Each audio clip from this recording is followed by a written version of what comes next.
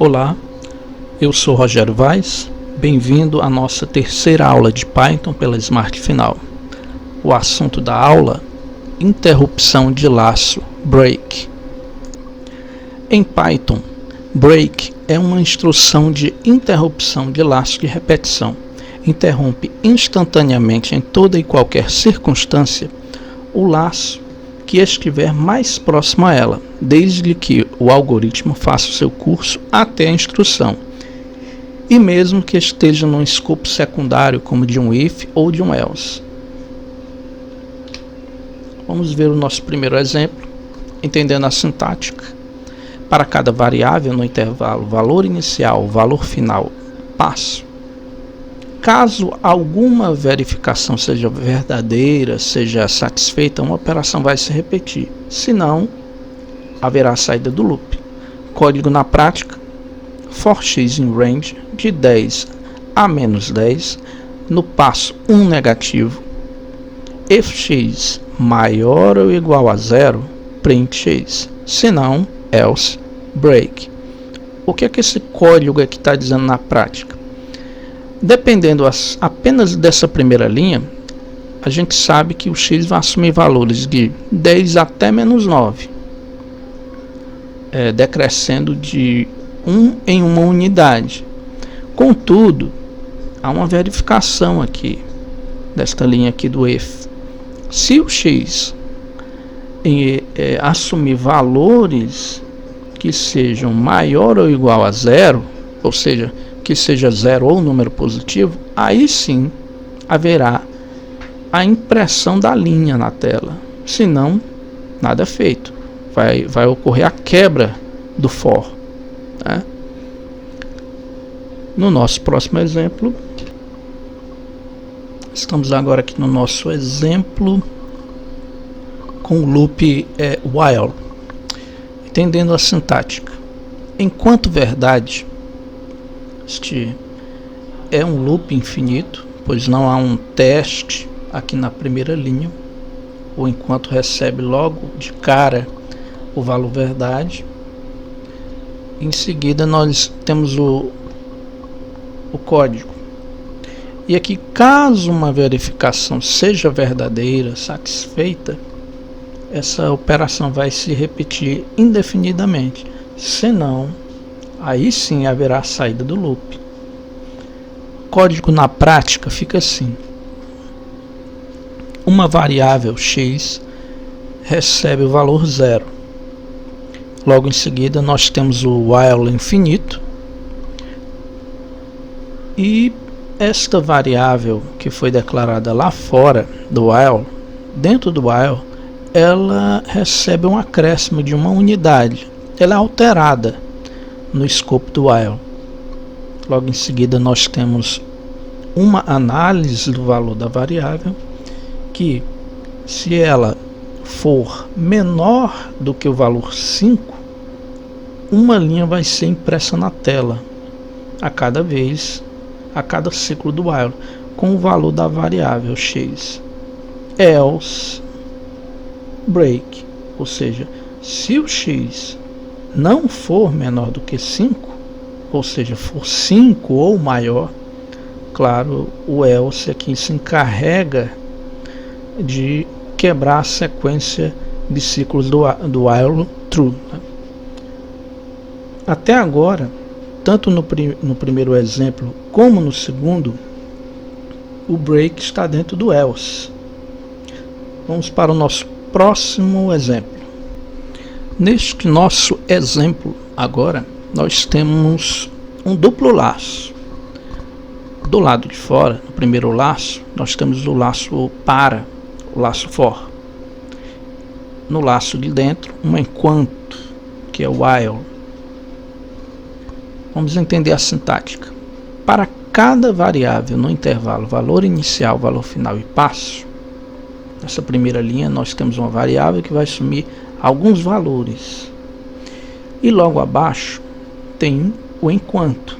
O enquanto verdade aqui, por natureza, ele é infinito. E como ele é infinito, ele tende a rodar o seu código infinitamente.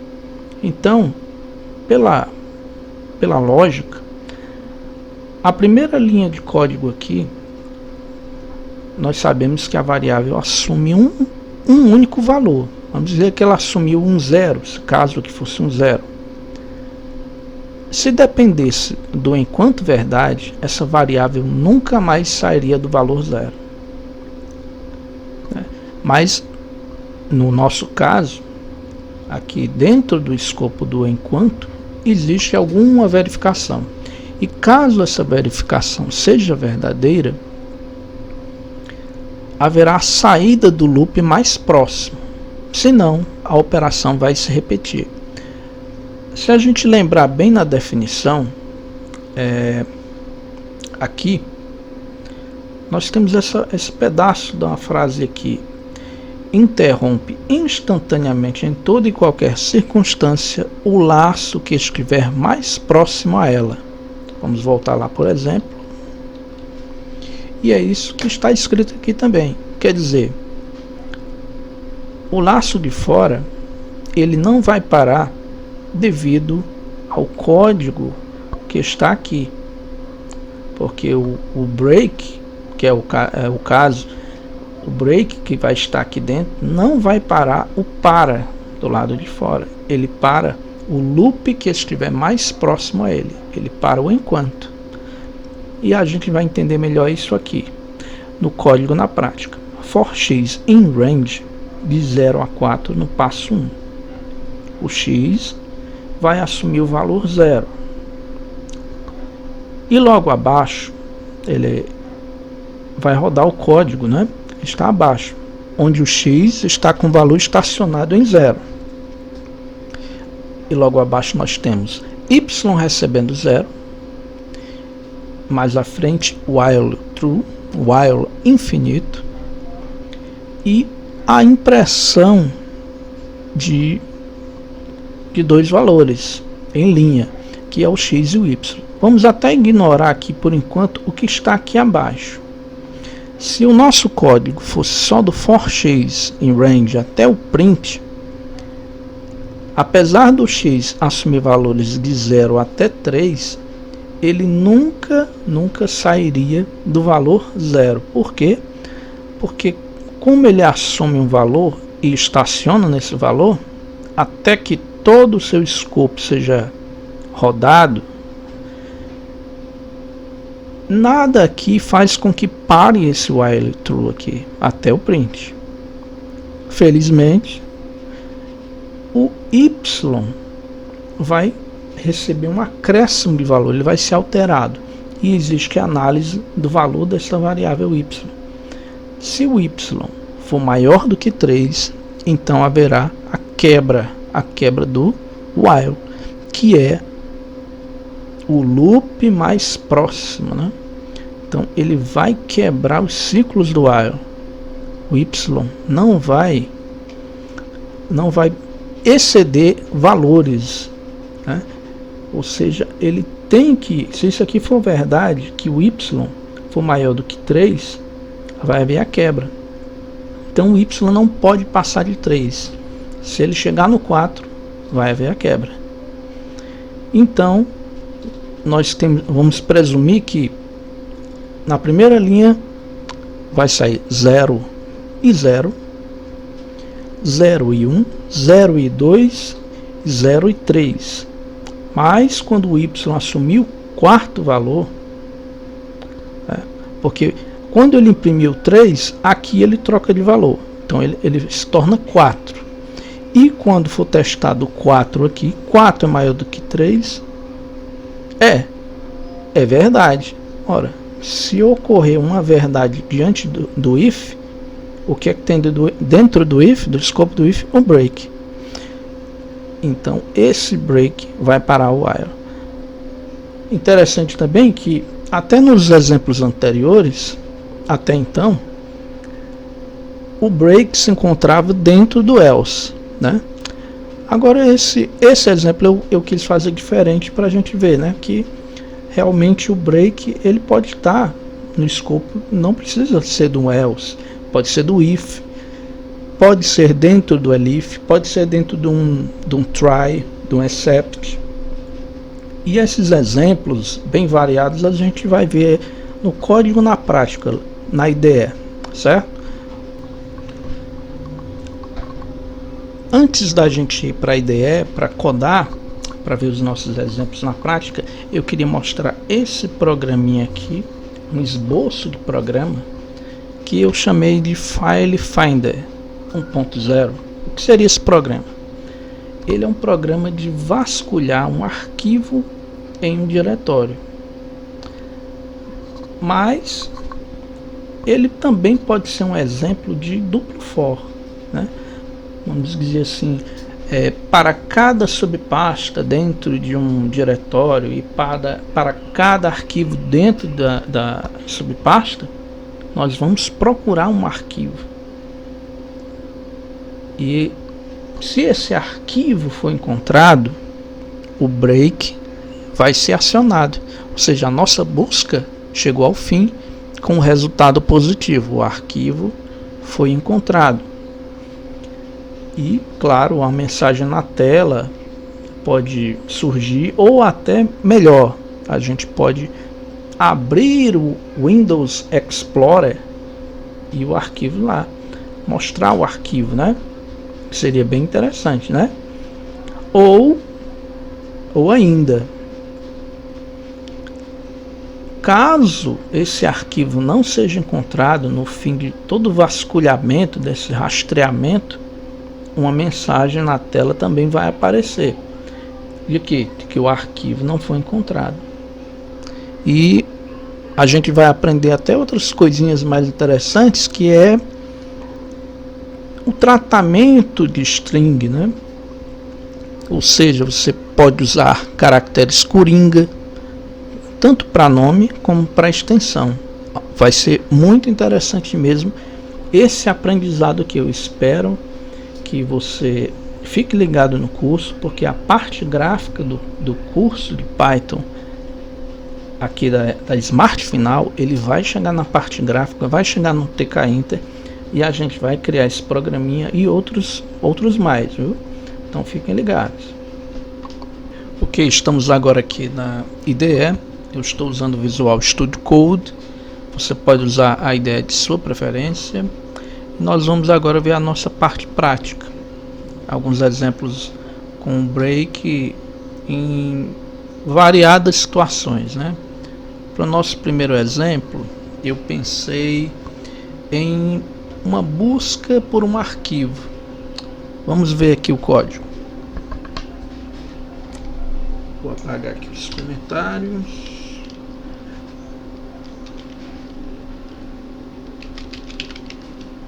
Vamos criar uma lista. E dentro dessa lista nós vamos ter alguns arquivos, nomes de arquivos. Vamos ver aqui. Opa.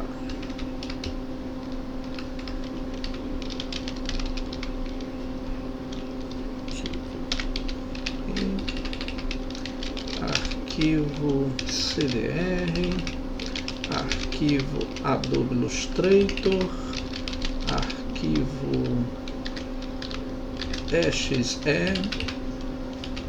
arquivo Python, pode ser, um arquivo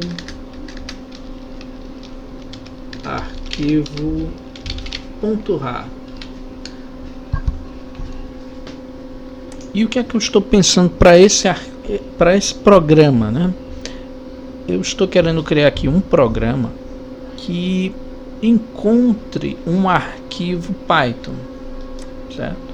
Ele já está aqui dentro de uma lista.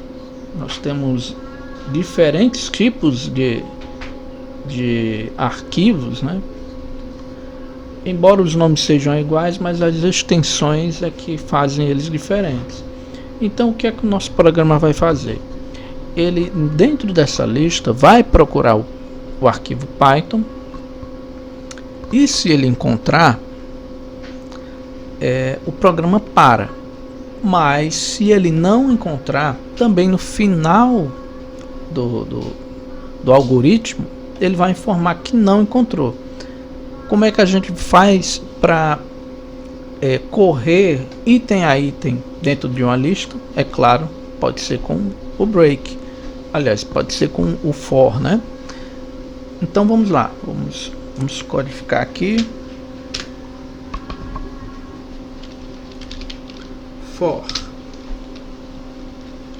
arquivo em lista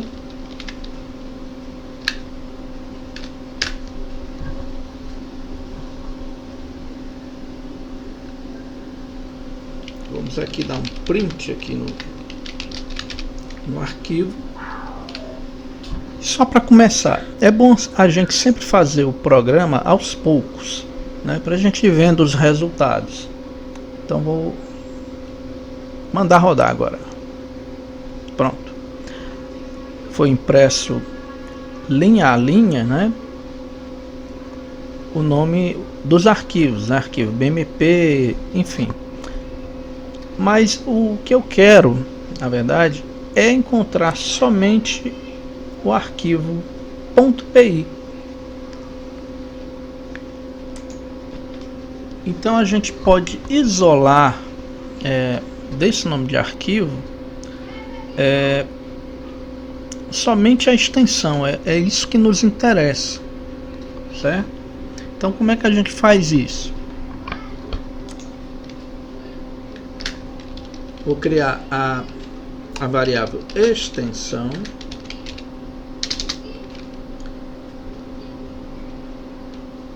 e ela vai receber do arquivo um fatiamento. Para quem já viu o Python básico, que já conhece como é fatiar uma string, essa aula vai refrescar bem a sua memória. Vamos imaginar aqui que eu quero um fatiamento que venha da direita para a esquerda, né? Por exemplo, aqui arquivo BMP. Eu quero esse pedaço aqui que identifica o tipo de arquivo. Da mesma forma, um CDR, o AI ou exe ou py. Da mesma forma, o ra. Claro que eles têm quantidade de letras, né, de caracteres diferentes, né? Então a gente tem que encontrar uma forma de extrair essa extensão, mesmo nós não sabendo quantos caracteres ela tem. Então a gente tem que fazer isso de uma forma automática, né? O programa tem que fazer para nós. Então vamos ver aqui como a gente pode pensar para fazer isso aí. Eu acho que tem até duas maneiras diferentes que eu posso mostrar para vocês. Vamos lá. A primeira, eu vou usar o fatiamento. Vamos aqui. O que fica antes dos dois pontos é o índice da esquerda. E depois dos dois pontos é o índice da direita. Se eu deixar o índice da direita sem nada, o Python já vai entender que eu estou querendo encostar até o final da string. Agora, nessa parte de cá, nessa parte aqui, eu tenho que determinar um valor que encontre o ponto, né? Que encontre o ponto. E aí eu isolo todo o texto que é do ponto para trás, né? Então vamos ver isso aqui na prática. Vou dizer que onde é que está o ponto? Posso fazer assim: ponto é igual a arquivo index, e aí eu coloco o caractere ponto. Eu vou até fazer um comentário aqui por enquanto e a gente vai imprimir essa posição. Eu vou até colocar arquivo e ponto logo em seguida. Vou também comentar aqui e vamos rodar novamente o código. Pronto. Olha só, pessoal. Aqui até escrevi errado aqui o nome do primeiro arquivo, né? Mas isso não importa, né? Ele tem um nome. E o ponto dele está na posição 6. Será que é verdade? 0, 1, 2, 3, 4, 5 e 6. Olha só, né? Nós conseguimos achar o ponto. Essa é uma forma de fazer. Não é a das melhores, não é mais segura, mas é uma forma de fazer. Agora, por que eu estou dizendo isso? Por que não é a mais segura forma de fazer? Bem, eu considero que fazer um split é bem mais seguro. Aí eu vou mostrar por quê.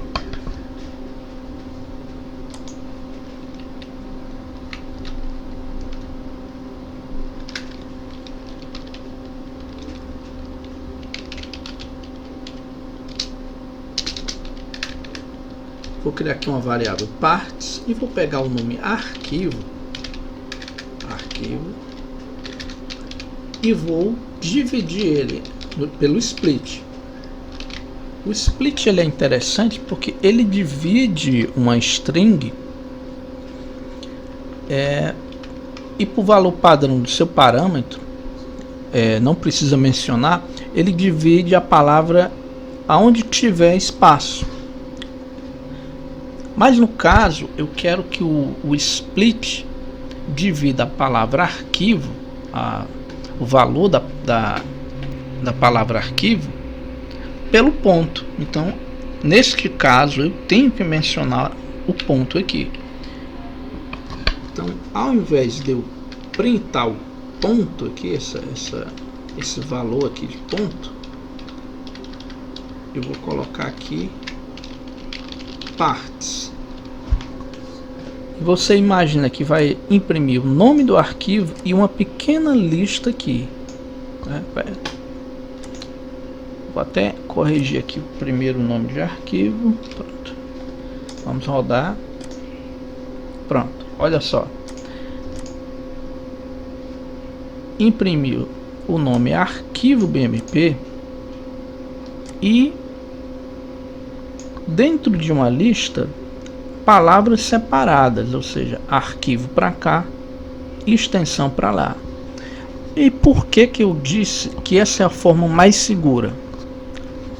Imagine só, imagine que um usuário fez algo um pouco inusitado, uma coisa que não é muito recomendável fazer, mas ele colocou no nome do arquivo um ponto. Vamos dizer que ele salvou essa imagem assim, arquivo imagem BMP, certo? Olha só, vou mandar rodar. Percebe que agora nós temos 3 pedaços aqui, mas o que importa para nós, é da lista o último item, né? Do arquivo imagem aqui nós temos o último item, é o BMP. O que me importa aqui no arquivo CDR também é o último item do CDR, e assim vai. Então, se o arquivo imagem ainda tivesse ainda mais um ponto, imagem 01, que é claro, não é recomendável você trabalhar com arquivos dessa forma, criando vários pontos. Ponto não é para arquivo, ponto é para extensão, mas sabe como é, nem todo usuário pensa dessa forma. Às vezes a pessoa é muito leiga em informática e, enfim, acontece essas coisas, e o programador precisa estar preparado para resolver esse tipo de problema. Então vamos ver aqui, vamos rodar mais uma vez, certo? Olha, não importa, a extensão está sempre na última posição de qualquer lista, né? E aí como é que a gente faz para isolar? Aí a gente volta a usar o fatiamento. Vamos dizer agora que a extensão vai receber partes no último índice, no índice da direita para a esquerda, ou seja, da direita para a esquerda, no caso, é da lista. Da direita para a esquerda é BMP 01 imagem arquivo, não é assim? Então, aqui eu coloco um negativo. Essa é a forma de você fazer com que a extensão, a variável extensão, acesse o valor, o último valor da lista, de uma forma inversa, né? Essa é a forma. Então eu vou aqui colocar aqui, ao invés de partes, eu vou colocar aqui extensão. E aí nós vamos imprimir aqui de novo, vamos rodar o código. Olha só, arquivo.imagem.01.bmp, e diante dele só a extensão, e do mesmo jeito todos os outros arquivos. Então pronto, a gente já aprendeu aqui a forma de isolar a extensão. Existem outras formas ainda mais automáticas usando a biblioteca OS, a gente vai aprender isso também mais para frente, mas essa aqui já é um bom exemplo de trabalho com string. É bom que você saiba trabalhar com string, manipular string, que isso é muito importante.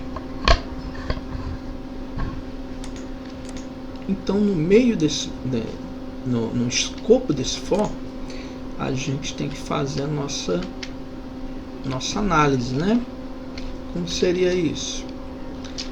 Se extensão for igual a qual é o programa, qual é a extensão, o tipo de arquivo que a gente está procurando é o Python. Então a extensão só pode ser PY. Pois bem, se a extensão for do Python, aí vai haver a quebra do for, né? Porque o for aqui, embora o break esteja no escopo secundário aqui no if, mas ele quebra o ciclo de repetição. Quando o programa encontrar o arquivo Py aqui,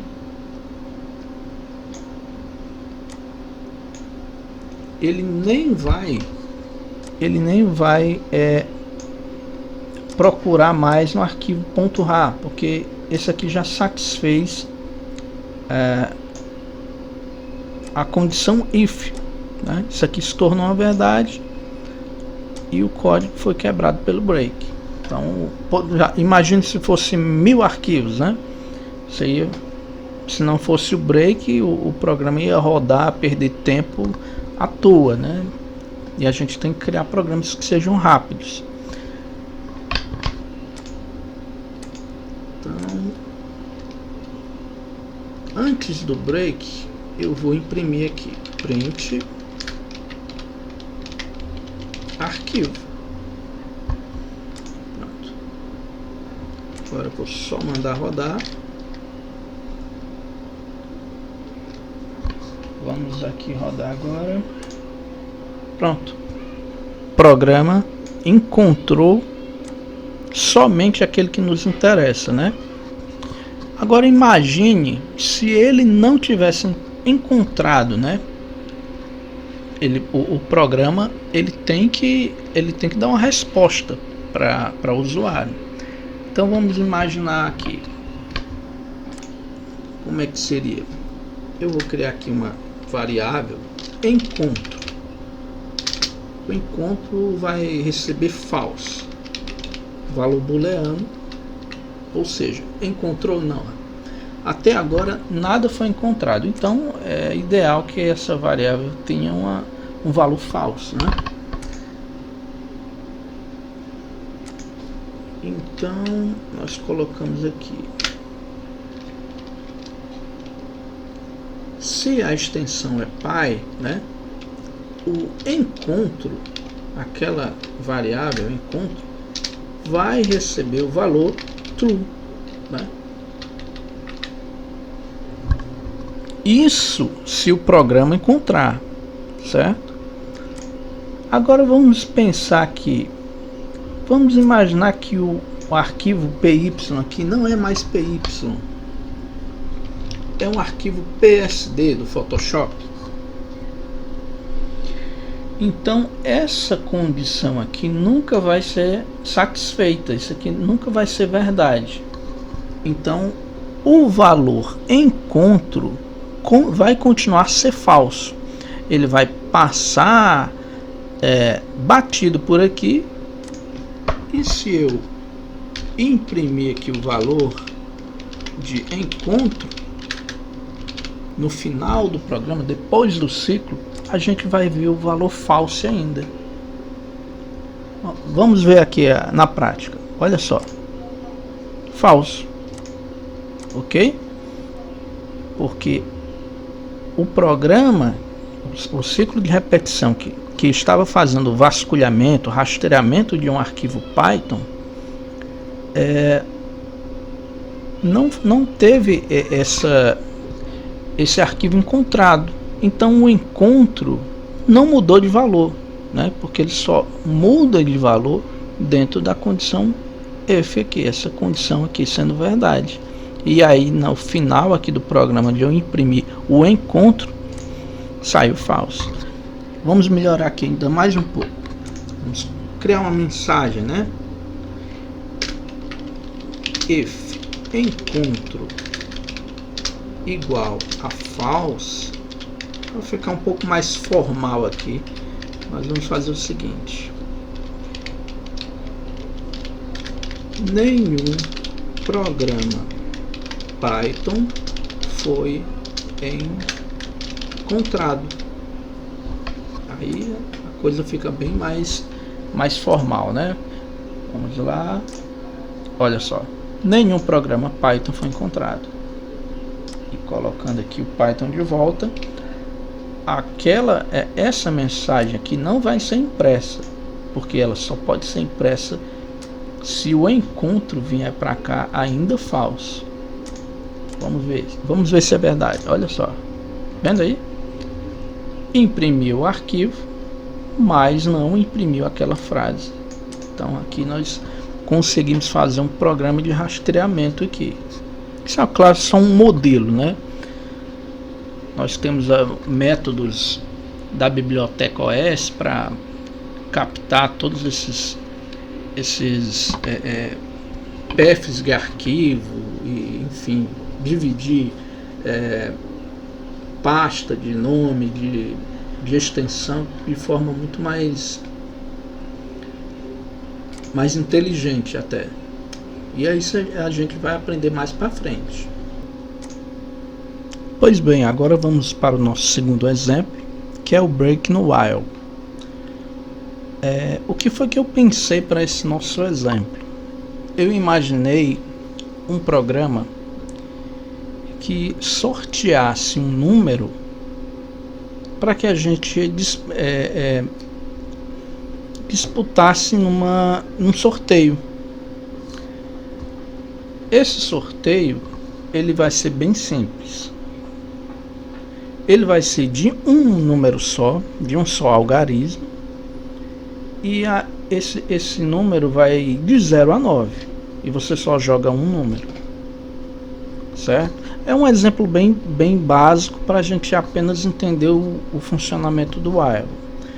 Tá? Então vamos fazer com que esse programa ele escolha esse número, contudo ele escolhe um número que nunca foi sorteado pelo resultado oficial, certo? Ou seja, ele vai buscar um número diferente. Então ele vai fazer um while, o algoritmo vai pegar um número aleatório, e enquanto esse número for igual ou estiver nessa lista de números já sorteados, o programa não vai parar. Ele só vai parar quando este número sorteado aleatoriamente já não estiver na lista dos resultados oficiais. Aí sim, o programa vai parar e vai demonstrar na tela o número para o usuário. Essa é a ideia. Então, vamos lá, vamos começar a codar. Eu vou comentar o exemplo de cima.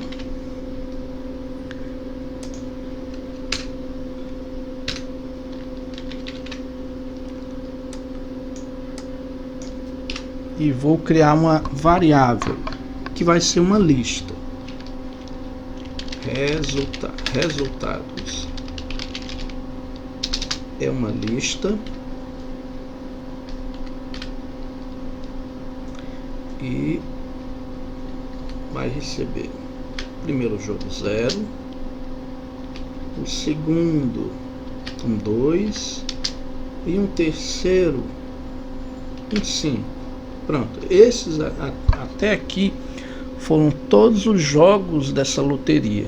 Foi apenas, saiu no primeiro resultado 0, no segundo jogo saiu 2, no terceiro jogo saiu 5, certo?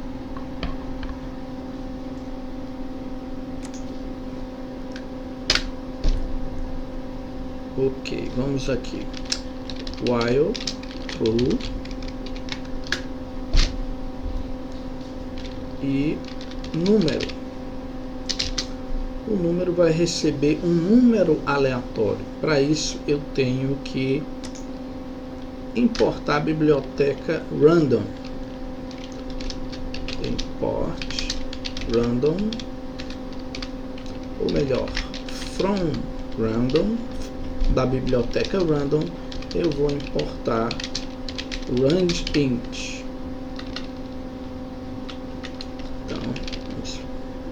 Range int de 0 a 9.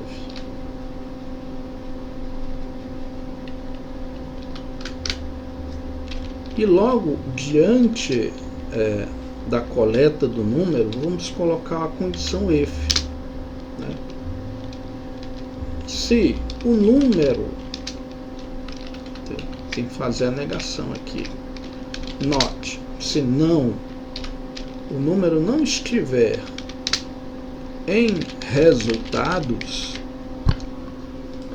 se o número não estiver em resultados, então haverá a quebra do ciclo. Pronto. Haverá a quebra do ciclo. Do lado de fora, o computador vai informar o usuário o número que ele vai jogar. Então vamos lá. Print palpite para o jogo. Vou colocar aqui um format é igual a número.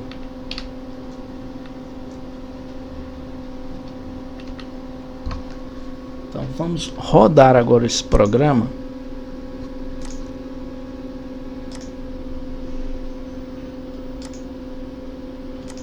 Vamos lá. Pronto, o palpite já saiu. O palpite para o jogo é o número 9. Foi o que o computador forneceu para nós. E realmente o 9, ele não consta nos resultados. Ele não consta nos resultados, o número. E se eu aumentar aqui a quantidade de jogos, 7, 6, e vou mandar rodar novamente. Ó, o resultado que saiu foi o 8. Vamos testar de novo com os mesmos resultados. Saiu 9 novamente, o 4. O 4 também não está nos resultados. O 9 está começando a repetir. Por quê? Porque eu aumentei mais o número de resultados, né? Saiu 3. Vamos ver se saiu 1 agora.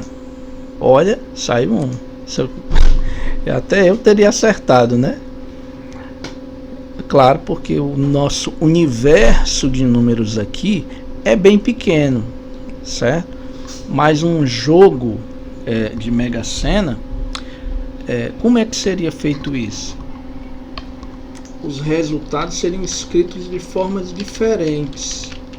Poderia ser uma lista de listas, certo? Opa, fiz uma lista de listas. Opa, aqui. E dentro de cada lista dessa teria os jogos, teria um 10, um 20, 30, 40, aqui o tá um 60, tá meio bagunçado aqui os.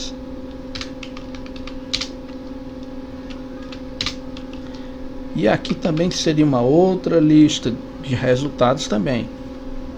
2, 12, 18,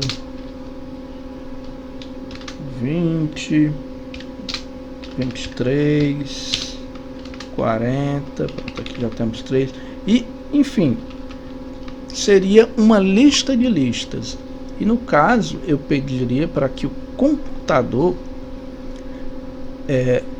me fornecesse uma lista diferente que não estivesse nos resultados, né?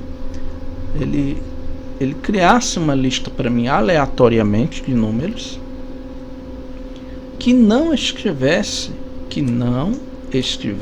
nos resultados, né? Seria essa forma de fazer um programa um pouco mais complexo, né? No caso, eu teria que fazer um duplo ciclo, né? Porque além de me preocupar com o meu jogo, o jogo não pode ser igual aos outros jogos, mas também na hora de coletar os números do jogo, nenhum número pode ser igual ao outro, né? Isso aí seria um exemplo mais complexo, mas nada difícil de fazer também.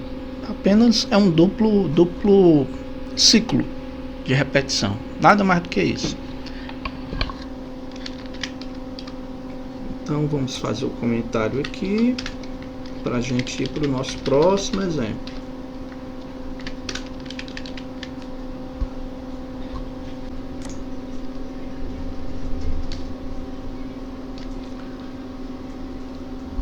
Pois bem, para o nosso terceiro exemplo, eu vou trabalhar aqui numa forma mais automática e mais gráfica de coleta de um arquivo, ou seja, de rastreamento de um arquivo determinado pela sua extensão. Até então a gente tinha visto aqui um exemplo, mas com uma lista de arquivos imaginários, né? Agora a gente vai trabalhar com arquivos para valer, arquivos que existem, um diretório que realmente existe. Então a gente vai trabalhar aqui com a biblioteca tkinter e com a ESC Directory. Vamos lá. Primeiramente eu vou criar uma variável diretório e ela vai receber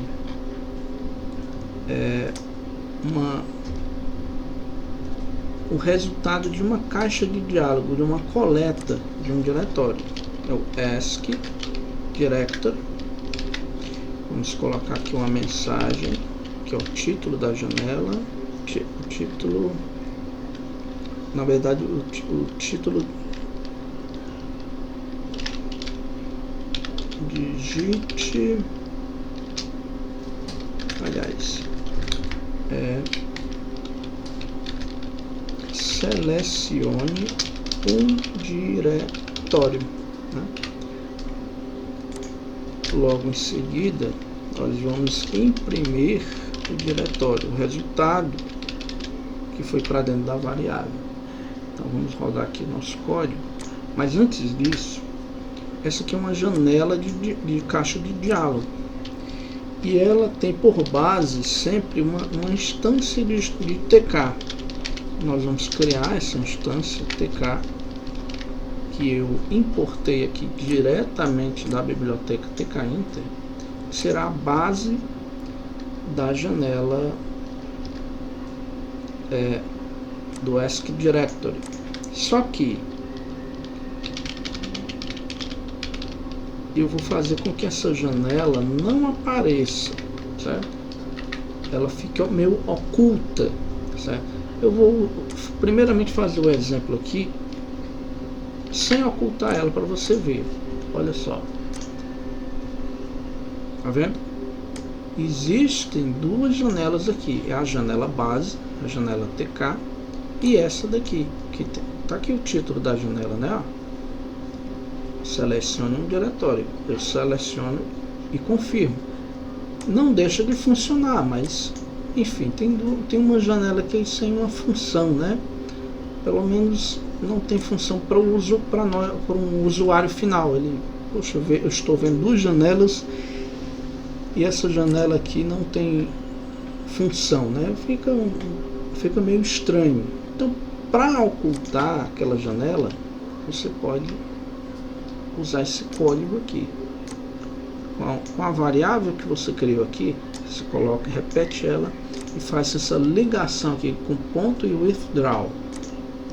Então vamos lá novamente, vamos rodar e você não vai mais ver essa janela. Olha só, não existe mais. Então é só selecionar o diretório e está aí, está aqui ele. Agora nós vamos trabalhar com a coleta de todos esses arquivos, né? O que é que a gente vai fazer aqui? Nós vamos fazer um for. Diante desse for, três variáveis: raiz, subpastas e arquivos. É um for in, né? For in em que? No OS walk diretório. O que é que significa esse código? Nós vamos fazer aqui um passeio walk, OS walk, por todo o diretório que foi colhido aqui. E essas variáveis raiz, subpastas e arquivos vão assumir respectivamente o diretório raiz, todas as subpastas e os arquivos que estão nelas, seja diretamente na raiz, seja numa subpasta, recursivamente. E dentro desse for, nós vamos fazer for arquivo em arquivos.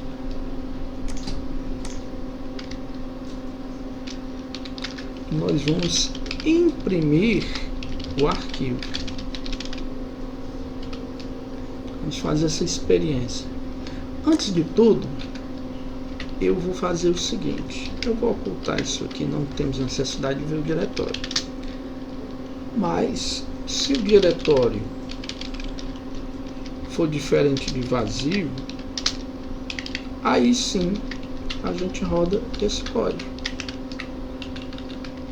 Mais profissionalmente, de uma forma mais interessante, nós analisamos ele pela biblioteca OS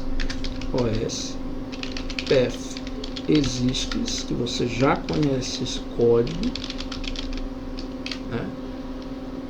Se o diretório existe, aí sim isso aqui vai acontecer, certo? Caso não exista, na certa, o usuário não fez a coleta do diretório. Então vou colocar aqui else print processo cancelado pelo usuário. Você pode colocar a mensagem que você quiser. Então vamos rodar isso aqui, que não vou mudar o diretório, e vou lá. Está aqui a lista de todos os arquivos, certo? Mas ele não veio com um caminho, né? A gente pode fazer isso aí. Nós podemos fazer o seguinte: eu quero o arquivo, a extensão e o caminho total. Então vamos fazer isso aí. Extensão vai ser OS path. Essa aqui é um comando que talvez você não conheça, mas vai conhecer agora. Split text. E eu vou colocar aqui dentro arquivo. O que é que isso aqui faz? Ele pega da variável arquivo, que é o nome do arquivo aqui que vocês estão vendo, e vai fazer um split. Vai dividir o texto. Extensão para um lado, arquivo para o outro. E eu vou imprimir por enquanto a extensão da maneira que ela está aqui, na lista, em forma de lista, certo? Vamos aqui, vou rodar novamente, mesmo diretório, olha só, Fernanda underline 060 JPG. Logo diante, certo? Uma tupla, né? Uma espécie de lista aqui com esse nome aqui, né? O nome para um lado e a extensão para o outro. Só que a extensão, já que ela é uma tupla, eu não quero que ela assuma o valor de uma tupla, mas sim um item único. E eu quero sempre o último item. Então eu vou fazer com que ela receba o último índice, né, da direita para a esquerda seja o primeiro. Então eu coloco esse número negativo aqui e ela vai colher o último item, ou seja, o primeiro da direita para a esquerda, que é a ordem inversa. Por isso que a gente usa o sinalzinho de negativo aqui. Então é isso. É isso que a extensão vai ser agora daqui para frente. E o caminho completo, como seria isso? Vou colocar aqui como se fosse link, uma variável link, e vai receber o que? Uma junção path join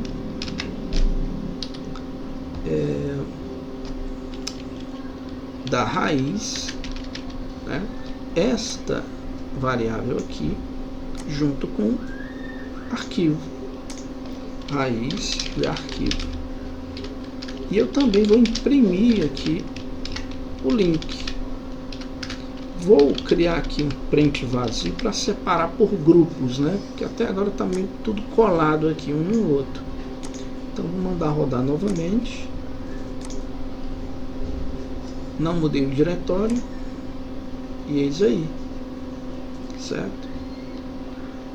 Voltando aqui do início, aqui está o arquivo da Fernanda, com a sua extensão, com o seu caminho absoluto.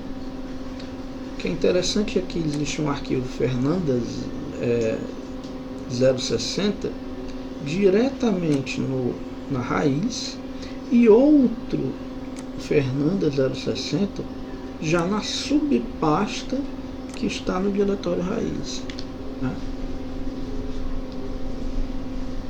Então aqui nós conseguimos fazer esse passeio aí por todo o diretório. Não importa se arquivos têm o mesmo nome, mas ele vai vasculhar em todo o diretório raiz, todas as suas subpastas. Porém, se o objetivo é encontrar um arquivo, e eu vou encontrar ele pela extensão, mais ou menos como a gente fez aqui. Eu não posso listar todos, eu quero apenas um, né? Então, eu vou criar aqui uma variável de nome encontro. E ela vai receber o valor falso. Outra coisa é que eu também vou criar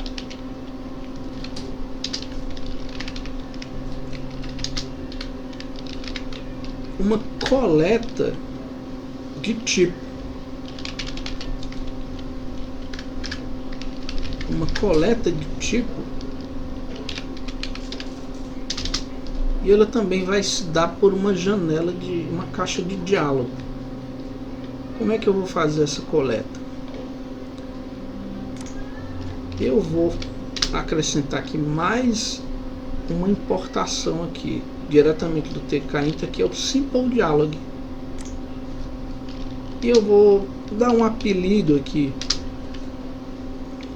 SD, ou seja, SD poderia ser o que você quisesse digitar aqui, vai assumir o lugar de Simple Dialog, vai representar Simple Dialog.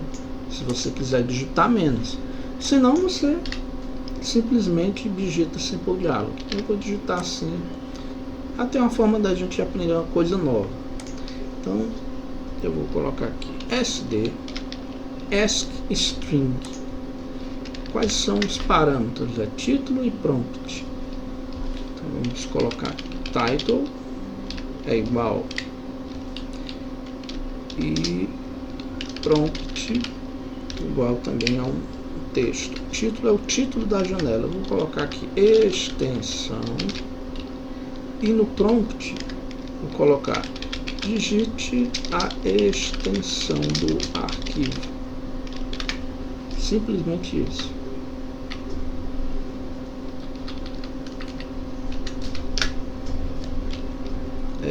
Vamos ver se tipo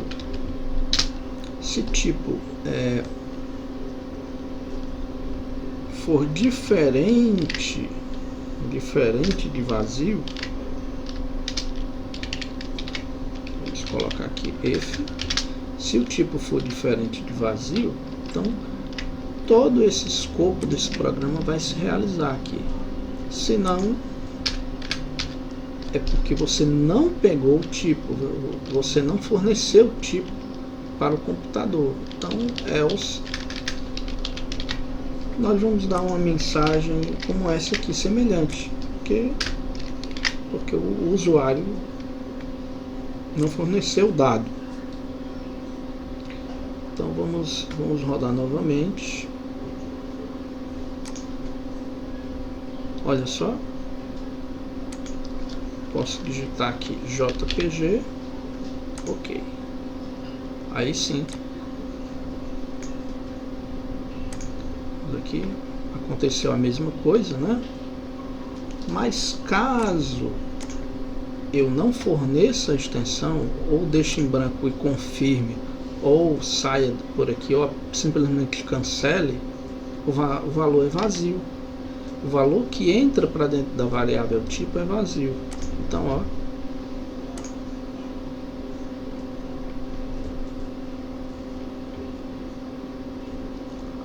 espera aí que eu vou imprimir aqui tipo.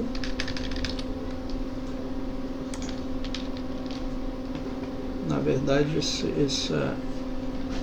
tipo aqui parece que ele ainda tem algum valor ainda. Vamos consultar aqui o len de tipo. Eu quero ver qual é o comprimento de texto de tipo. Vamos ver aqui.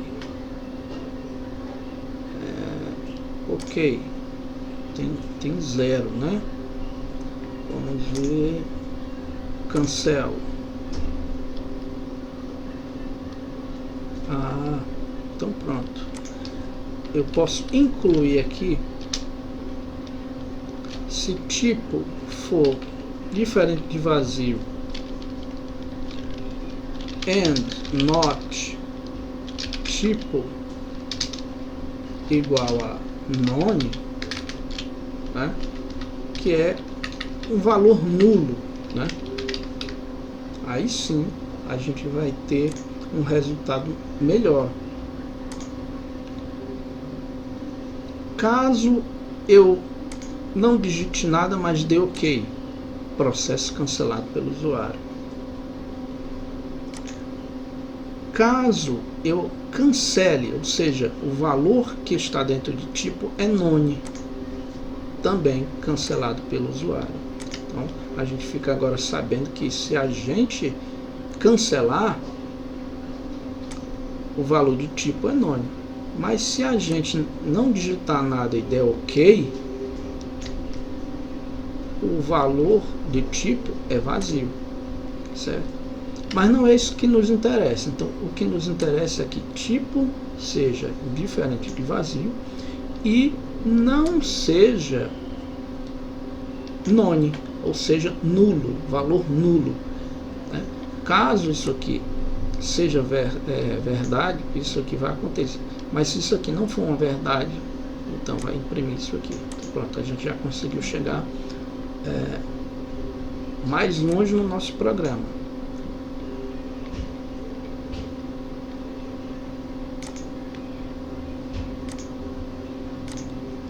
Ok, vamos ignorar esses prints, certo? Nós vamos fazer uma análise agora. Que análise seria essa? Se extensão convertida para upper, que é maiúsculo, por que para upper? Pode ser que algum arquivo esteja com a extensão minúscula, certo? E também pode ser que o tipo que você digitou, o usuário digitou lá na caixa de diálogo, ele possa ter digitado em maiúsculo ou minúsculo. Então a gente não pode jogar com essas possibilidades. A gente tem que converter tudo para upper para funilar esse resultado, para deixar tudo igual, né? Então vamos aqui, vamos colocar tipo também convertido para upper. Isso aí. Se isso aqui for verdade,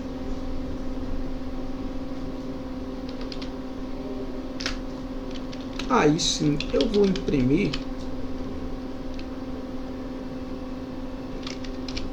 o arquivo, eu vou imprimir a extensão, eu vou imprimir o link e vou quebrar aqui. Vamos ver funcionando. Vamos ver o que é que acontece. Extensão, vou pedir um JPG novamente, vou dar OK, seleciono o diretório, não mudei, e eis aí, ele imprimiu alguns resultados. Mas perceba que é um único resultado de qualquer um desses diretórios, entende? Um único resultado daquela extensão por diretório, certo? Aqui nós temos o raiz, aqui nós temos um diretório com uma subpasta PH aqui, e um outro é uma subpasta RP. Então é isso aí, né? Ele fez esse break em cada uma dessas subpastas aqui. Bem interessante, né? Esse nosso rastreio aqui que veio acumular bastante conhecimento de parte gráfica, né? Como se comporta as janelas, enfim. Mais para frente, quando a gente aprender mais a manipular a janela, você vai ver você dominar a geografia da janela, qual o seu tamanho e que posição essa janela vai ficar na tela do seu computador. Os componentes também vão ter as suas dimensões controladas, né, por códigos. Você pode enlarguecer, você pode aumentar a altura. Você vai aprender fluidez dos componentes dentro de uma janela, vai ser muito interessante. Então é isso aí, pessoal. Por hoje a aula terminou. Eu gostaria muito que vocês curtissem, comentassem. Se não é inscrito no canal, se inscreva, ative as sinetinhas, porque tem muita coisa interessante ainda por vir nesse curso de Python, né? A parte gráfica vem aí. Por enquanto você só sentiu um gostinho do que é o uso da parte gráfica. Então compartilhe com os amigos e fique ligado aí, porque esse curso tem o objetivo de chegar na parte gráfica. Eu espero que você esteja lá comigo. Então, até mais, até a próxima. Tchau!